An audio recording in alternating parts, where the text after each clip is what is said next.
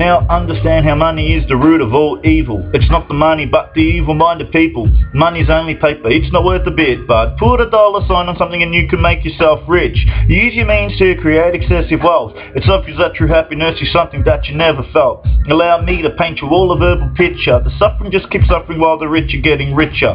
How many hungry kids and families could you really feed? Instead of billions of more machines and technology. I would love to relinquish the elite of all their power. Not for very long at all, I wouldn't even need an hour. I would remove the money and the power from their hands, sit them on the receiving end so they can try to understand what I could do with all the power and the wealth. I could brand them the cattle and send them to the slaughterhouse. Just because you failed God party call, I don't believe that it means you have the rights to God's genes. Who do you think you are trying to play him? You're just another equal human that has to answer for the sin. And just to clarify, I'm not really a religious type, but I'd rather give myself to God than have you try to dictate my life. I see how media and MTV subconsciously are programming me into something that you want me to be. You say you haven't found a cure for cancer. I can't believe that that's the honest answer.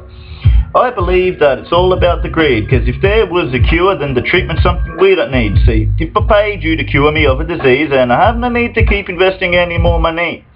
The truth of it is it's only going to get sicker before you grasp it all and see the big picture. You can't have greed without the corruption, so the people's people walk straight into destruction.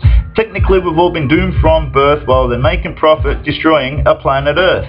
But take a bird, it can't work, it always gets up early and it always gets a worm.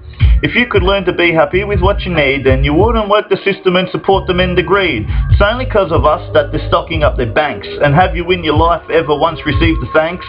I won't hold my breath, I would rather breathe, but it won't be long till they're throwing their money in the streets. I'm in no way or by no means a Bible scholar. I answer to Almighty God and not the mighty dollar.